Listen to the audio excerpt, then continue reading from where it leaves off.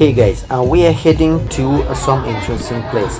In Saigon, officially Ho Chi Minh City, there is an area commonly known as a Japanese town or a Little Tokyo. It is a small neighborhood around Letan Ton Street, Taiwan Lang Street, and the surrounding alleys in District 1. How did it form?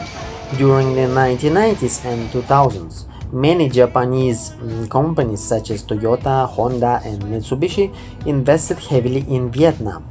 As a result, many Japanese managers, engineers, and business people moved to Saigon. To serve this growing community, the area began to develop.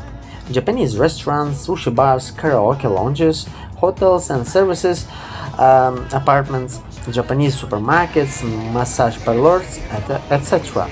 And girls.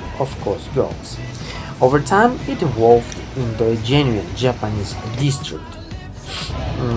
Why are there spooky stories about it? After dark, some of the narrow alleys become part of the city's nightlife scene. The area is known for bars, hostess clubs, and entertainment venues that cater largely to Japanese businessmen. But it is strictly not allowed to record videos there. Whatever I can do, it's a discreet screening because they can beat you up. So, because of this atmosphere, several urban legends have appeared over the years. The woman in white. Locals say that late at night, a woman wearing a traditional white aodai can sometimes be seen in one of the alleys. According to this story, she disappears if anyone approaches her.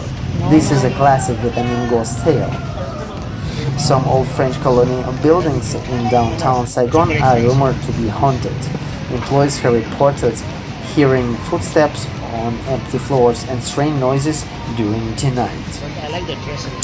But apart from this, most of the time it's nothing supernatural. During the day you'll find office workers, Japanese cafes, ramen restaurants, shops, and convenience stores. At night, this area fills with bars, karaoke venues, tourists, Japanese expats relaxing after work. And if you're interested in those ladies, the cost of the satisfaction is starting from 2 million Vietnamese dong or more, even more. So this is a not cheap area for European backpackers. So if you want to shell out your pockets, just bring enough cash. This woman, they focused on Japanese expats and tourists. They think they bring only good income to them. Good luck.